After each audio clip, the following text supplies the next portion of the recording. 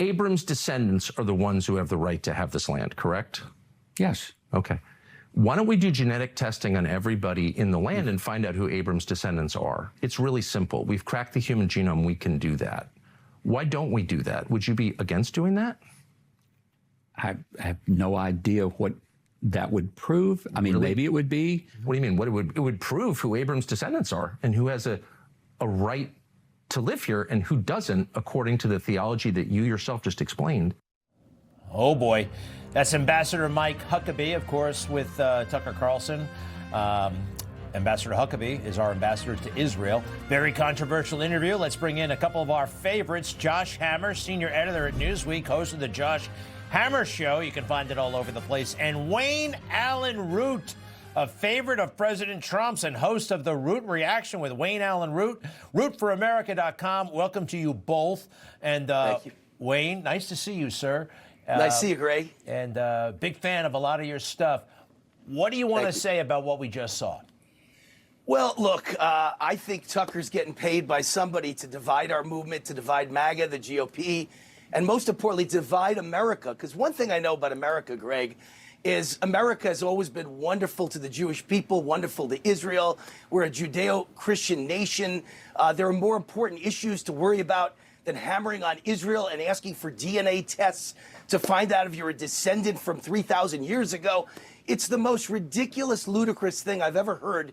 It's the most insulting thing I think I've ever heard in my life. I happen to be Jewish. I've never heard anything so insulting. Do we ask the Irish, the Italians, the Polish, my great friend, my director, Petar, is Serbian? Does he need to prove that he really is Serbian from Serbia? Where have we gotten off track here? Tucker is in another world, a twilight zone, and he's dividing our party, causing dissension and hatred. And if only he grilled white nationalists and Holocaust deniers the same way he grilled my great friend, Mike Huckabee, who just sent me a beautiful email last night, hearing a couple things that I said online about Tucker. And the United States Ambassador to Israel sent me a beautiful email thanking me for everything I'm doing to support him and Israel and the United States of America. I'm sickened and flabbergasted by what's coming out of the mouth of Tucker Carlson, who I used to like, by the way, very much. I think him and I were on the same track on almost every issue, but suddenly Israel's become the dividing line. No, Trump was elected over the economy, inflation, and the border, and the war on women. Women being robbed, raped, and murdered by illegals. Send them home. Build the wall, deport them all. That's what this election was about. That's what this presidency is about. It isn't about Israel. Ridiculous. It's a weapon of mass distraction. I didn't see the whole interview. That did seem a little bit, whoa, what's going on there? Look, there's so many podcasts, there's so much content, I cannot keep up. But Josh Hammer, senior editor at large at Newsweek, please, your thoughts.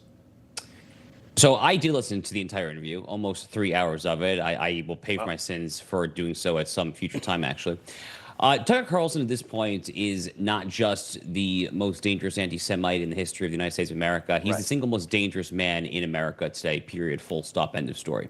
He is literally more dangerous than George Soros. He is more dangerous than anyone on the left because he is fundamentally out here not just to kick American Jews, Christian Zionists, all who take a biblical worldview. He's not just out to kick all of us out of the movement there.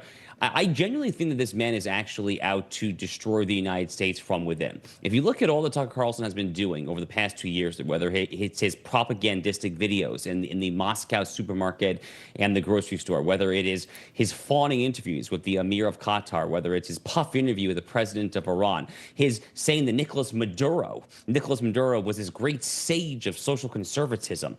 He repeatedly stands up for America's enemies, repeatedly throws not just America, but our close allies like Israel under the bus. There's a reason that Tucker Carlson's show was being played with dubbed English language and then Persian language subtitles on air in Iran while the regime was slaughtering tens and tens of thousands of their own people. We've seen this play out in China, Russia there. He is a walking, useful idiot for the enemy's Western civilization. It's nothing less than disgusting there. I am wondering when he will pay the price for it. When will he be booted out from the White House? When will the president, vice president, everyone just say, you are no longer welcome in the corridors of power there? He needs to be stopped speaking at Turning Point USA, all this conference there. He is cancer. He's pure, unmitigated cancer. I got it. You know, I have look, I'm not dismissing. You watch the podcast. I can't watch all this content. I see the clip. I hear the disturbance. When you're talking about all the speeches in recent years, what I think back, Wayne, is to Madison Square Garden, right, and his impassioned endorsement of President Trump. I'm not dismissing what you said, Josh, but at the same time, like, I don't know. Look, obviously I'm conflicted, Wayne, because I do have this huge reservation. Go ahead. I'm with Josh. He's off the rails. Look, I don't agree with Democrats on anything, but I certainly don't agree with the protests at Columbia University, my alma mater, by the way, Columbia University and other elite Ivy League institutions where they scream death to Israel and Holocaust the Jewish people, you know, from the river to the sea. They want to murder Jews. They want to annihilate Israel. Well, the Democrat Party is filled with people like that. And you know what made the Republican Party so great and refreshing? You know, one of the reasons we won the election, besides the economy and inflation and the open border and fighting illegal immigration, it was that we were a refreshing alternative to Jew hatred. Suddenly, Tucker is fighting to make the Republican Party join the Democrats in hand-holding. We could sing Kumbaya, and we could all hate Jews and Israel, challenge whether Jews are the chosen people. He's done that, Greg, in his podcast, to challenge whether Jews are actually God's chosen people and to check our DNA. I'll go back to what I said to start this interview. He's off the rails, and it is absolutely disgusting, offensive, disgraceful. He should not be accepted at any level of the Republican Party ever again. All right. Is he possibly... Look, I hear you, man. I hear you. It's troubling. It's troubling. Hey, Josh Hammer, I'm going to have to listen to the entire podcast. And Wayne Allyn Root, I'll continue to listen to your great content. And so, same goes to you, Josh. You guys are very, very talented, Thank you, and we appreciate it. To great be to be on. continued. Thank you. All the best. All the best. Thanks.